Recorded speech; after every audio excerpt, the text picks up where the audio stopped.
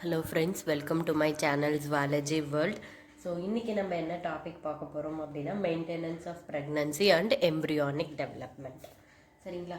So இது embryonic development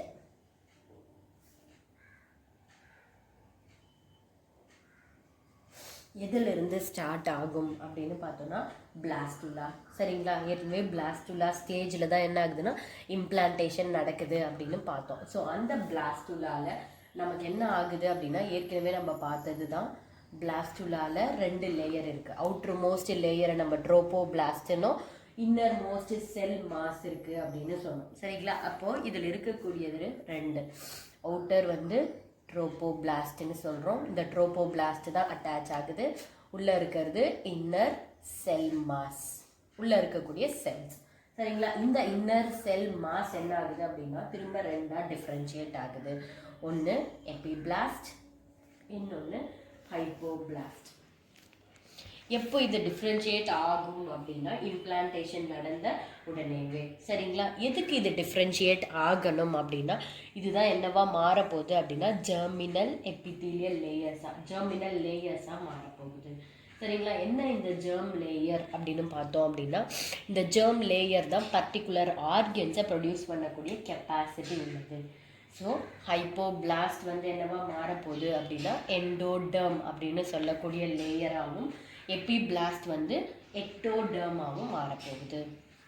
இது ரெண்டுத்துக்கும் பிட்வீனில் நடுவில் இருக்கக்கூடியது அந்த செல்ஸ் என்னவா மாறப்போகுது அப்படின்னா மீசோடர்மா மாறப்போகுது. சரிங்களா? ஸோ எபிபிளாஸ்ட் எக்டோடர்மா ஃபார்ம் பண்ணுது, ஹைப்போபிளாஸ்ட் எண்டோடர்மா ஃபார்ம் பண்ணுது. ரிமைனிங் இருக்கக்கூடிய எபிபிளாஸ்ட் ஹைப்போபிளாஸ்ட் இல்லாமல் அன்டிஃப்ரென்ஷியேட்டடாக இருக்கக்கூடிய செல்ஸ் என்னவா மாறுது அப்படின்னா மீசோடர்மா மாறுது. ஸோ இந்த 3 தான் நம்ம என்னன்னு சொல்கிறோம் அப்படின்னா ஜெர்ம் லேயர்ஸ் அப்படின்னு சொல்கிறோம். சரிங்களா? ஸோ இந்த ஃபார்மேஷன் 2 லேயரில் இருந்த ட்ரோப்போபிளாஸ்ட் இன்னர் செல் மாஸ் மட்டும் இருந்த பிளாஸ்டுலா 3 லேயர் இருக்கக்கூடிய ஒரு ஸ்ட்ரக்சரான கேஸ்ட்ருலாவை என்ன பண்ணிடுச்சு அப்படின்னா ஃபார்ம் பண்ணிடுச்சு. ஸோ இந்த ப்ராசஸ் ஆஃப் கன்வர்ஷன், சரிங்களா, இது பிளாஸ்டுலா கேஸ்ட்ருலாவாக மாறுற ப்ராசஸ் தான் நம்ம என்னன்னு சொல்கிறோம் கேஸ்ட்ருலேஷன் அப்படின்னு சொல்கிறோம். சரிங்களா? ஸோ இந்த கேஸ்ட்ருலேஷனில் எத்தனை ஜெர்ம் லேயர் இருக்குது? 3 ஜெர்ம் லேயர்ஸ் இருக்குது. இந்த 3 ஜெர்ம் லேயர்ஸ் தான் என்ன ஆக போகுது அப்படின்னா பாடியில் இருக்கக்கூடிய ஆர்கன்ஸை ஃபார்ம் பண்ண போகுது. சரிங்களா? ஸோ ஃபஸ்ட்டு நம்ம பார்க்க போகிறது எக்டோடர்ம். ஸோ எக்டோடர்ம்லேருந்து என்னென்ன ஆர்கன்ஸ் ஃபார்ம் ஆக போகுது? So our central nervous system, brain, spinal cord, சரிங்களா, அதுக்கப்புறம் பெரிஃபெரல் நர்வஸ் சிஸ்டம், எபிடர்மிஸ், ஸ்கின்னோட அவுட்டர் மோஸ்ட் லேயர் தான் எபிடர்மிஸ்னு சொல்லுவோம். எபிடர்மிஸ், மெமாரி கிளாண்ட், இது எல்லாமே எங்கேருந்து ஃபார்ம் ஆகுது அப்படின்னா எக்டோடர்ம்லேருந்து. அடுத்து எண்டோடர்ம். எண்டோடர்ம்லேருந்து ஃபார்ம் ஆகக்கூடிய லேயர்ஸ் எது அப்படின்னு பார்த்தோம்னா நம்மளோட டைஜஸ்டிவ் ட்ராக்ட், கேஸ்ட்ரோ இன்டெஸ்டைனல் ட்ராக்ட்னு சொல்லலாம், ரெஸ்பிரேட்டரி ட்ராக்ட்,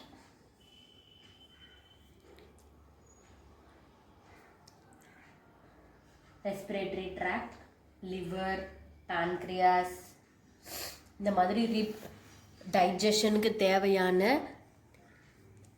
எல்லா ஆர்கன்ஸும், சரிங்களா, தைராய்டு கிளாண்ட், பேராதைராய்டு கிளாண்ட், இது எல்லாமே எங்கேருந்து ப்ரொடியூஸ் ஆகுது அப்படின்னு பார்த்தோம்னா எண்டோடர்ம்ல இருந்து.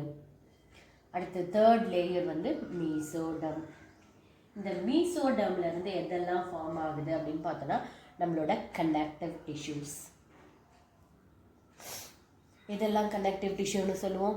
Blood, fluid connective tissue, muscle, phone, சரிங்களா, யூரினோஜெனிட்டல் சிஸ்டம், கிட்னி, யுரேட்டர், அவர் ரீப்ரொடக்டிவ் சிஸ்டம், இது எல்லாமே எங்கேருந்து ஃபார்ம் ஆச்சு அப்படின்னு பார்த்தோம்னா இந்த மீசோடர்ம்லேருந்து.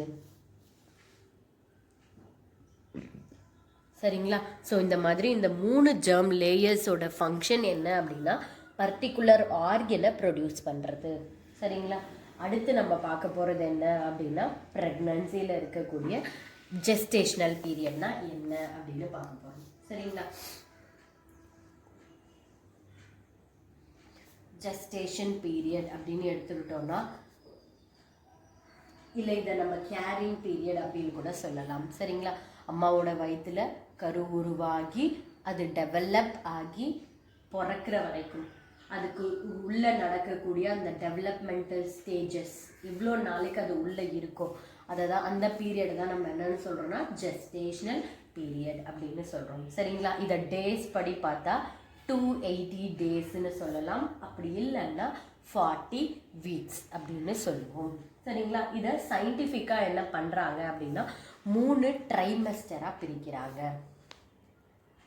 இது என்ன? இது ட்ரைமெஸ்டர் அப்படின்னா ட்ரைனா 3 மாதம் சேர்ந்தது ஒரு ட்ரைமெஸ்டர் அப்படின்னு பிரிக்கிறாங்க. சரிங்களா? ஸோ இந்த ஃபஸ்ட்டு 3 ட்ரைமெஸ்டரில் ஃபஸ்ட்டு நம்ம பார்க்க போகிறது ஃபஸ்ட்டு ட்ரைமெஸ்டர்.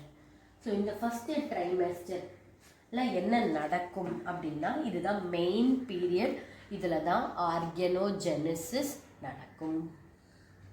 ஃபார்மேஷன் ஆஃப் ஆர்கனை தான் நம்ம என்னென்னு சொல்கிறோம் ஆர்கனோஜெனிசிஸ். ஸோ குழந்தையோட பாடியில் எந்தெந்த ஆர்கன்ஸ்லாம் ஃபார்ம் ஆகணுமோ அது எல்லாமே எப்போ நடக்கும்?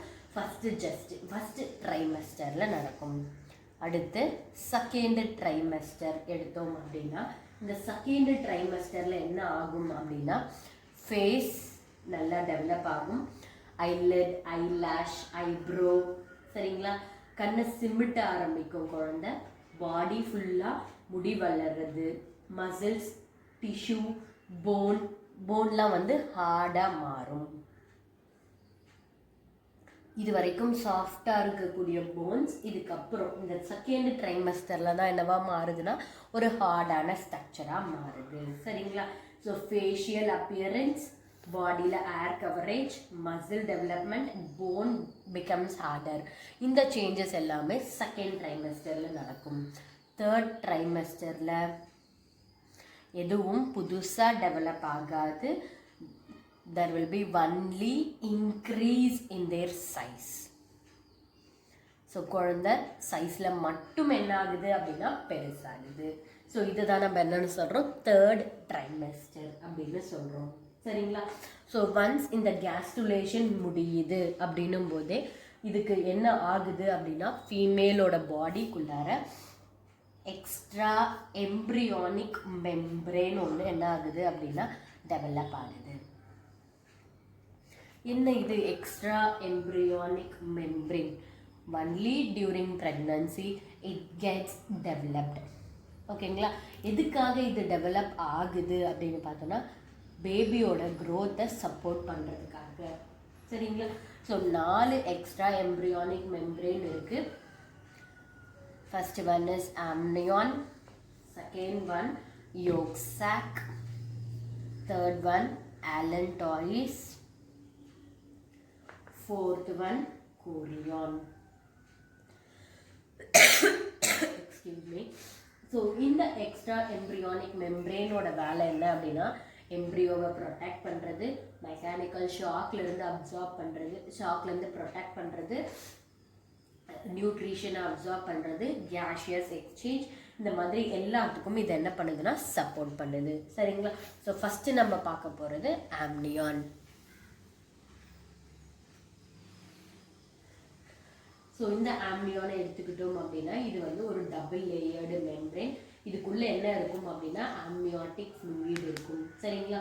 ஸோ இது வந்து ஃபீட்டஸை இன்ஜுரியிலிருந்து ப்ரொடெக்ட் பண்ணுது, டெம்பரேச்சரை ரெகுலேட் பண்ணுது. ஸோ டெம்பரேச்சர் ரெகுலேஷன் இந்த amniotic சாக்கோட வேலை. அடுத்து இருக்கக்கூடிய yolk sac இதுதான் பிளட் செல்லுக்கும் பிளட் வெசில் ஃபார்ம் பண்ணுறதுக்குமான ஒரு சோர்ஸ். சரிங்களா? Blood cell, blood vessels, cut இதெல்லாமே எங்கேருந்து ஃபார்ம் ஆகும்னா yolk sacல இருந்து. அடுத்து allantois. allantois எடுத்துக்கிட்டோம் அப்படின்னா இதுதான் structural base for umbilical cord. So குழந்தை அம்மாவோட டைரக்டாக என்ன இருக்காது அப்படின்னா பிளாசண்டாவோட கனெக்ட் ஆகியிருக்காது. ஏன்னா பிளாசண்டா ஹார்மோன்ஸை செக்ரேட் பண்ணுது. அந்த ஹார்மோன் டைரக்டாக பாடிக்குள்ளார குழந்தையோட உடம்புக்குள்ளார டைரக்டாக போகாது. சரிங்களா? அப்போ என்ன ஆகும் அப்படின்னா அம்மாவோட பாடியிலேருந்து கனெக்ட் ஆகக்கூடியது பிளாசண்டா.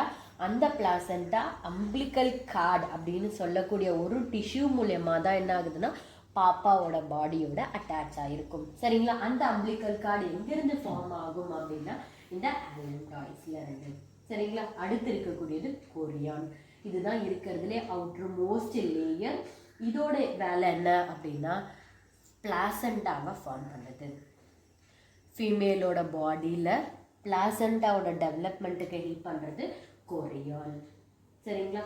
ஸோ இது வரைக்கும் நம்ம என்ன பண்ணியிருக்கோம், ப்ரெக்னன்சியை மெயின்டைன் பண்ணுறதுக்கு, ஓகேங்களா, எம்ப்ரியோ எப்படி டெவலப் ஆகுது அப்படிங்கிறதுக்கான ஸ்டெப்ஸை பார்த்துருக்கோம். ஸோ பிளாஸ்டுலாவிலேருந்து கேஸ்டுலா ஃபார்ம் ஆகுது.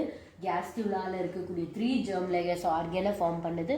ஆர்கன் எப்படி ஜெஸ்டேஷனல் பீரியடில் என்ன சேஞ்சஸில் அது என்னென்ன சேஞ்சஸ் அது அண்டர்கோ பண்ணுது.